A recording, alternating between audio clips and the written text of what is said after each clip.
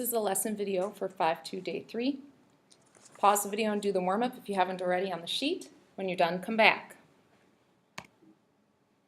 You're back so soon. So since you're back, solutions, pause the video, go through that, and then join us when you're ready here. So the purpose of this quick video is to have you connect some vocabulary you already have to some new vocabulary. So on this, we're going to look for places we can label on the graph where we know some things about the derivative. That's that first row. Places we know that the slope of the tangent is 0 is the first thing they'd like us to identify. So we're on this closed interval from x equals a until x equals b, this nice continuous function. It's not differentiable everywhere because I see a cusp, but I do notice that at this place they've got that nice tangent whose slope is 0.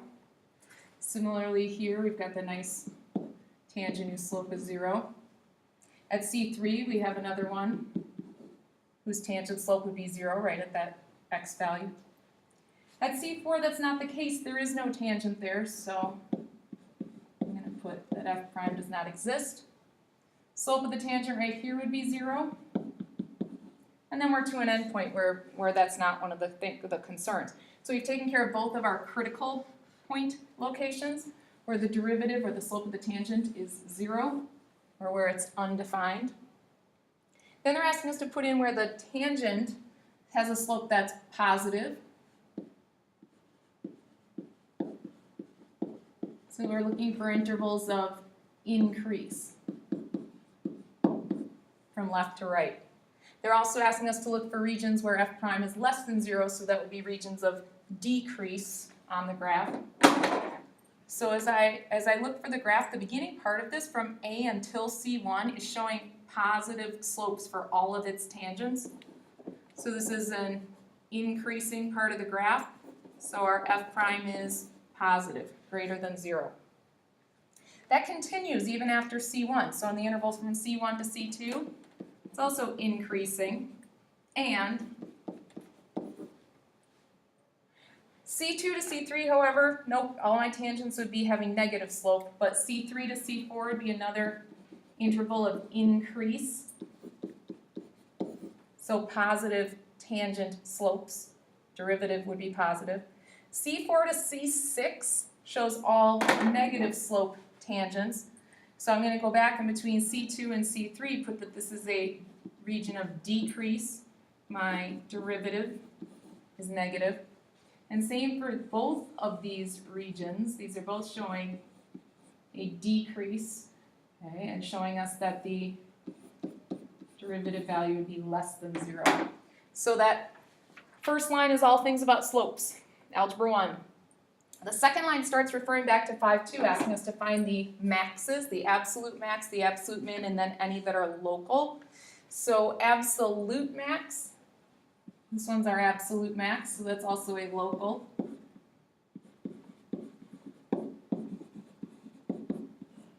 Is right there. Our absolute min, and I'm just going by what it looks like. This is our absolute, but then also a local minimum. Throughout the graph, then, all the other critical points could be potential maxes or mins that are local. This point right here, however, is not, because we're increasing and we're increasing. There's no change in what the slopes are doing. However, from C1 to C3, we do have a change in slope there. So this is changing from an increasing graph to a decreasing graph. So right here, we do have another local max.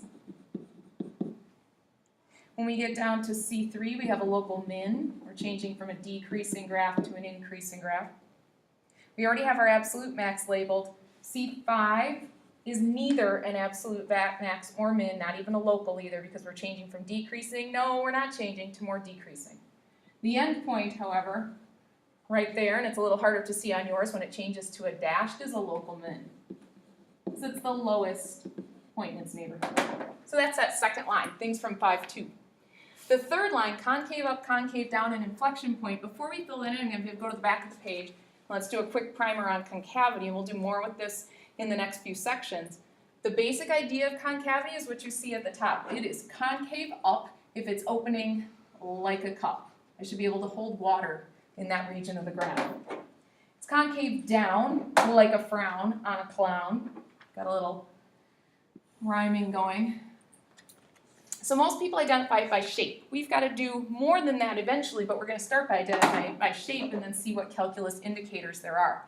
These partial parts underneath, so each one of the curves in here is demonstrating concavity that's up, concave up, or positive concavity.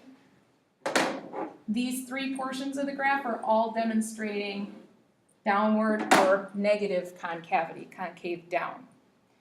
The math definition for concavity has to do with whether or not your slopes are increasing or decreasing. So the math definition says that if your slopes are decreasing from left to right, which these are getting towards a flatter tangent, that you're concave down in that portion. The next part of the graph, your tangent slopes would start very low and your derivative or your slopes of those tangents would be increasing, and that's a concave up region.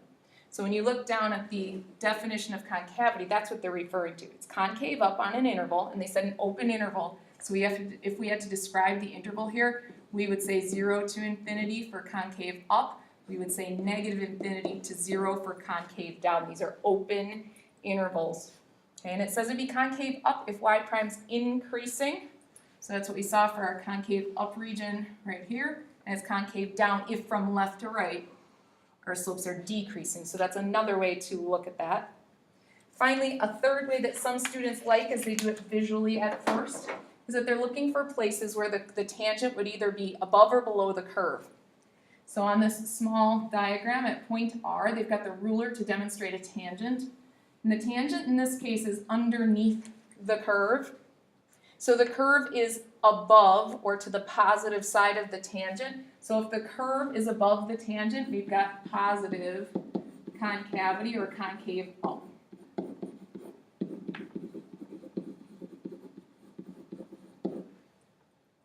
If I put a tangent in, and I'm going to put one at point T, and the ruler demonstrates it, my tangent's above the curve. In other words, my curve is below my tangent. It's got negative concavity, or it's concave down. So several ways to tell. However, there's places where it's not going to be doing either one of those two things. So at point Q that they've got on here, if I put my tangent in, at first my tangent line is above my curve, and then it's under my curve.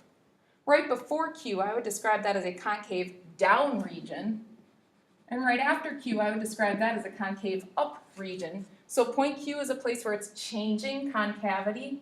So if it's changing concavity and there is a tangent there, then that's a point of inflection, and we'll write that definition and stuff down below in a minute.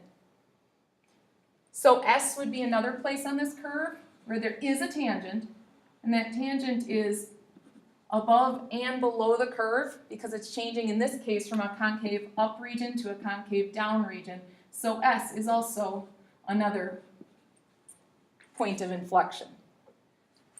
To clarify that definition a little bit before we go back to the front, a point where the graph has a tangent, this is hugely important and students leave that out all the time. If there's no tangent at a point, it can't be a point of inflection. So if it has a tangent and changes concavity, then we're going to call that a point of inflection. So in other words, a point of inflection cannot be a cusp or a corner or anything like that. There has to be a tangent at the location we would like to call a point of inflection. So I've got two examples here. In this part of the graph, the slopes are decreasing, okay, the slopes here, and they are decreasing till we get to there. So it'd be considered a part of the graph that has negative concavity. However, right at that point, we switch to the graph having its tangents all below the curve, where we switch to a positive concavity. So right where they switched, as long as there is a tangent, and there is, and that tangent would be half above and half below the curve, that represents a point of inflection right there. However, at this green graph here, we are changing from positive concavity to negative concavity right at this location, but there's no tangent there. not differentiable. So it's not a point of inflection. So we're going to go back and see if we can add, first of all, points of inflection to the graph and where concavity is changing. So if you want to pick multiple colors to do this in, that would be great. I'm going to do concave up in green, at least I'm going to attempt to. I'm going to try to make all my inflection points red to stand out. And I think I'll make all my concave down regions maybe purple, but I'm going to try to color code mine. And you could do this with a highlighter. In fact, maybe that is what I'll do. That could work very nicely.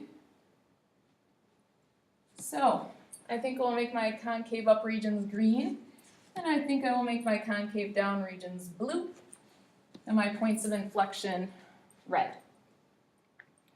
Because I'm a short girl, gotta move that. All right, so my concave up region, it looks like I actually start with 1. So my first region is concave up till probably right about there, give or take. Concave down for a while, concave up again till maybe about there. Concave down for a while, concave up starts here and it looks like it lasts till about there. Each one of these would be that up like a cup. Concave down for a while, concave up. The next part would be concave down. So look to see I've got all my concave up regions. I'm going to put all my concave down regions in. Oops, that should not be a line, that should have followed the curve. Thank you, Smartboard. Concave down for that whole region. Concave down for that region. And again for that one. Where they meet, where those two change, if there's a tangent, then it's a point of inflection. So I do have a point of inflection right here because there would be a tangent. I do not have a point of inflection at the end point, by the way. Okay, I have to be an interior point where the concavity changes. So right here is a point of inflection. I'm changing inflection and I have a tangent there. There's not a point of inflection at that local max, at C2, I'm not changing concavity. But right here I am, and I have a tangent, so there's another point of inflection. Not up here. Yes, right there, because I've got a change in inflection, but a tangent exists. Yes, right here. No up here, because I've got a change in inflection, however, I don't have a tangent there. I have a change of inflection here and a tangent, so there's another point of inflection, and that's it for my points of inflection. And then we'll start 5-3.